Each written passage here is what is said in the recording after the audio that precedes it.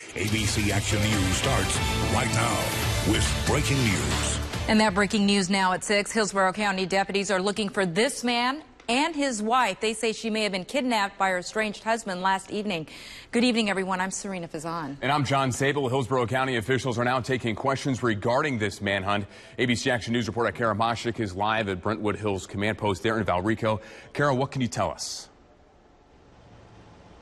Well, we are waiting for that update. It should happen any moment now here out in Valrico. And the sheriff's office, as you can see here behind me, does have their incident command mobile center set up here to track every possible lead that comes in about these two people, Alyssa and Trevor Summers, an estranged couple that they believe she may have been kidnapped by that ex-Trevor. And so they're trying to piece together all the information they can. And we do have the Hillsborough County Sheriff's Office coming to the podium now, so let's take a listen to the update.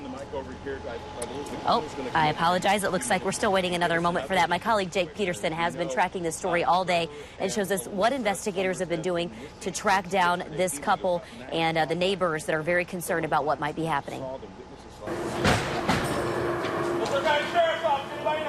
Deputies kick in the door of Alyssa Summers' Valrico home to search for clues. There's a lot of resources going in it, but yet we've not been able to locate them as of yet. She's been missing since Saturday night. Several witnesses say they saw her in this Walgreens parking lot screaming for help, her hands tied behind her back. Investigators say her estranged husband, Trevor Summers, forced her into a dark blue Saturn SUV and then drove away. It appears the couple had a rocky relationship. They had injunctions against each other, and deputies say Alyssa came to his home yesterday to talk about their relationship. They even have several kids together. The 5 children range from ages 3 to 14. The kids are now staying with Trevor's dad. He doesn't really seem to be concerned. He just thinks that they're together and maybe they're talking and coming to some sort of conclusion. But deputies and Alyssa's neighbors say it doesn't add up. Cheryl McElroy says Alyssa was new to the neighborhood and starting to get to know people. We look out for everybody and watch out and take care of everybody. Reporting in Hillsborough County, Jake Peterson, ABC Action News. GLH M32. Now, we don't know if they're still in that vehicle, so we're asking people to look out for both of these individuals as well as the vehicle. If they do locate them, call 911. What we do know so far is that the Summers were married for approximately 17 years, and they're currently going through divorce proceedings. There's been some ongoing issues during this time. We know that on February 18th, both Alicia and Trevor met at his residence.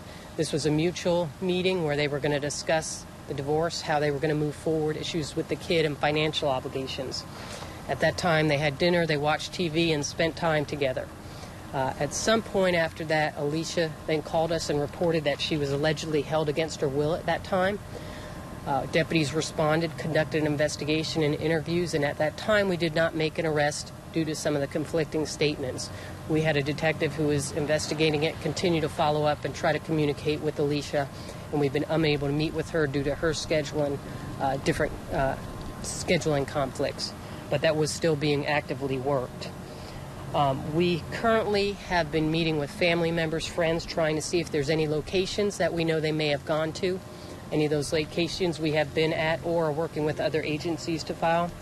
We've been searching their financial records, phone records, to see if we can locate where they were last, if they had made any purchases, made any calls, but we've been unsuccessful at this time. They've been entered into FCIC, NCIC. We're in the process of getting search warrants for Alicia's residence, one of Trevor's vehicles, and we'll continue working on those. We are also in the process of obtaining an arrest warrant for Trevor for kidnapping, grand theft, and violation of the DV injunction.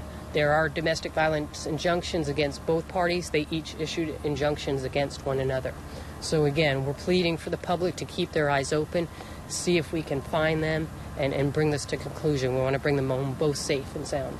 And again, so far, no sightings, no surveillance video, no nothing since we have not had any, and that's really why we're appealing. We've had our people out there. We've been working with you all, the media, to get stuff out there, but nothing at this point. Colonel, can you give us a sense of why they got together. And once again, we are following breaking news. You're just hearing from a colonel with the Hillsborough County Sheriff's Office, Donald Lisinski, telling us that they are looking for Trevor and Alyssa Summers. They have been missing since Saturday. We, of course, are staying on top of this breaking news. We'll have much more tonight on ABC Action News at 11 and online at abcactionnews.com. Now, here at ABC Action News, we want to help and is committed to taking action against domestic violence. If you or someone you know is in a domestic violence situation, you can call the statewide hotline at 1-800-500-1119. We've also posted information on abcactionnews.com/DV and on our Taking Action Against Domestic Violence Facebook page. Also tonight, we're learning Trevor Summers, the man that officials are now looking for, was in charge of the Tampa franchise Premier Pools. Our own Jackie Calloway uncovered several complaints last month about contractors taking money, starting construction of pools, and then leaving them unfinished. Summers has an arrest record dating back 15 years, and just last year, he was convicted on federal fraud charges. And of course, our Kira Machik is following this story and will give us the latest updates as soon as she gets them. Well, new tonight at 6, a pilot is really lucky to be alive. And this after crashing his plane in Tampa Bay. Tampa police and the dive team still on the scene on Davis Island working to pull the plane from the water. The pilot took off from Peter O'Knight Airport around 1:30 this afternoon. And witnesses say it looked like he took off, had trouble, and might have been trying to turn around when the plane crashed. Several passing boaters stopped to help him and pull the pilot out of the water unharmed just before the plane sank. There were lots of people running towards the scene, yelling, "Call 911." There were guys talking about jumping in the water. It was really heartening to see so many people there to immediately help someone. The pilot was the only person on board the plane. Crews are hoping to pull the wreckage out before sunset. The FAA is investigating what caused the crash.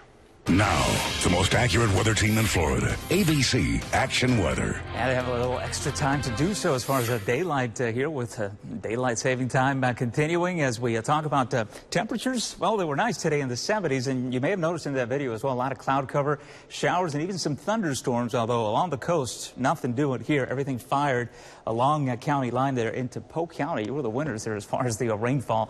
If you can see it that way, we do have a pretty big deficit as far as rain. 1 to 1.5 inches fell in Polk today. Temps this evening, if you're stepping out, we're good. We're dry, mostly cloudy. Temps in the lower 70s. There's that sunset at 7:37. We're reaping the rewards of losing an hour of sleep. We're not done with rain. In fact, I think for tomorrow it'll be more widespread than we had yesterday. We have an area of low pressure developing in the Gulf.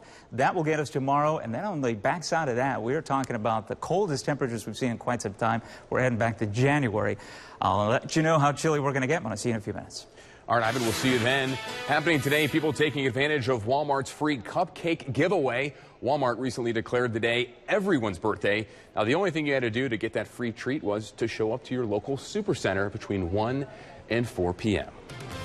Still ahead on Action News at 6, emerging details. An intruder scaling a fence and nearly making it inside the White House. The 4 items in his backpack, one of them a clear message to the president.